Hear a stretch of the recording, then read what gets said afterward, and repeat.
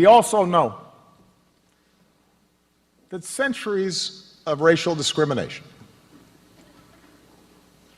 of slavery and subjugation and Jim Crow, they didn't simply vanish with the end of lawful segregation. They didn't just stop when Dr. King made a speech or the Voting Rights Act and the Civil Rights Act were signed. You know, he said "I" 45 times in a 45-minute speech at the memorial for the police officers in Dallas. He is a narcissist. He is despicable. That speech was outrageous. Joining us now is Larry Klayman, former federal prosecutor, founder of Freedom Watch. And Larry, welcome. So you are suing Obama, Al Sharpton, Eric Holder, Louis Farrakhan, and of course, I want everybody to see. Let's run a little bit of Black Lives Matter from a rally that they threw. Here it is. Pigs in a blanket, fry like bacon. Pigs in a blanket, fry like bacon. Pigs in a blanket, fry like bacon. Pigs in a blanket, fry like bacon. So, welcome aboard, sir, and tell us why you're suing all the aforementioned, and I think even more than that. You know, Steve, this is not a humorous matter, but I got to tell you, my family was in the pork business in Philadelphia. We didn't fry cops in bacon. Okay, you know, this president may act like he's a king, but he's no Martin Luther King. And he has personalized this to such a degree. He's not the president of all the people. He's the president of his people. Everybody deserves to be treated equally. I'm, in effect, a civil rights lawyer. I try to keep the government honest on behalf of everybody in this country. So we brought this lawsuit. I am the lead plaintiff. We're looking for more plaintiffs to join us, other law enforcement people. I am law enforcement, former justice prosecutor, former founder of Judicial Watch and now Freedom Watch.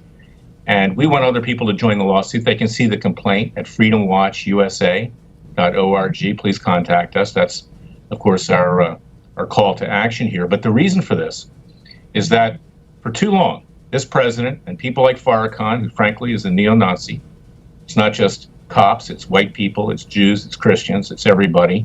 Sharpton, same thing, in terms of telling people to kill cops. He did that a number of years ago. Holder and Obama have endorsed that. These people go into the White House. It's time that we put our foot down.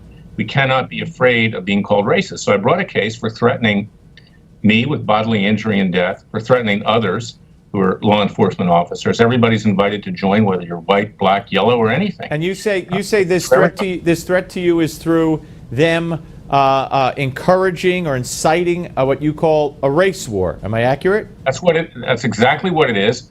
And it came to a crescendo just the other day in Dallas with 5 dead cops and 7 others wounded. Yesterday, 2 bailiffs in Michigan were killed, law enforcement people in a court.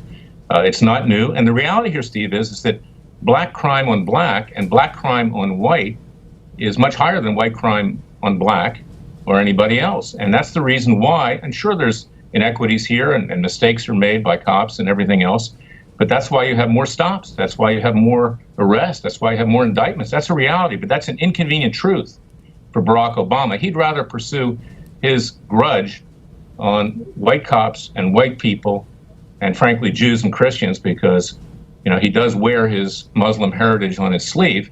Whether he claims he's Christian or not, the fact is he favors both blacks and Muslims. And it's time for it to stop. We all need to be treated equally. Let me ask you, Larry, is there any kind of precedent for this kind of case? This is a case which is unique in the sense that we're going against the president and some of the people in and around him. Yes, there is precedent. This is called civil assault. When you threaten someone with severe bodily injury or death, even if you don't do it or you haven't done it yet, you are liable. And that's the basis of the case. There are some civil rights claims in there. There are other kinds of claims. But it's quite a garden variety case. And I want to get people, Steve, from Dallas to come in. I want people of all races to be in there. I want this to be in the spirit and in honor of Martin Luther King, because this was a great man. This is someone who tried to bring the races together. Obama and his cronies are angry men who frankly want to extract revenge on white people and other people that are law enforcement officers because they were discriminated against in the past. And I don't agree with that. That's wrong, but it's also wrong to do it to white cops and whites and Jews and Christians. It's wrong to do it. All right, let me ask you on another issue, Larry. We have a story up on Newsmax.com that I urge everyone to get up to. The FBI made agents involved in Hillary Clinton's investigation sign a non-disclosure form and something called a case briefing acknowledgement. And this is supposedly highly unusual. So now, if there are angry and frustrated FBI agents after the announcement by the director, they can't talk. What do you think the significance of that is? What's behind that? Well, it's a gag order in effect. I was a Justice Department lawyer.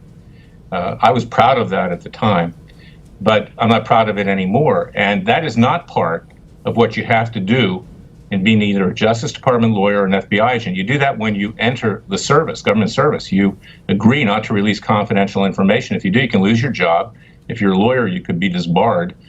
So this was done basically to put a gag on the FBI agents. It's further confirmation that FBI Director Comey took a dive. People thought that he was the most ethical thing since sliced bread, but apparently not.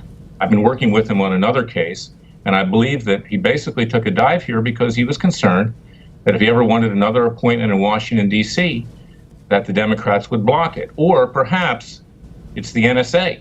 Perhaps it is that they've got something on him. And I hope that he does the right thing because I believe in his heart he's a good man, and I want him to succeed. But frankly, this is one of the biggest cover-ups in American history, and people see it to the extent that even 30% of the Democrats in this country, ordinary people, think this was a cover-up and she should have been indicted. Yep. All right, give the website again, Larry. Anybody wants to, from law enforcement or anyone else wants to participate in your lawsuit, give your website again. Freedom Watch. FreedomWatchUSA.org. FreedomWatchUSA, one word, .org.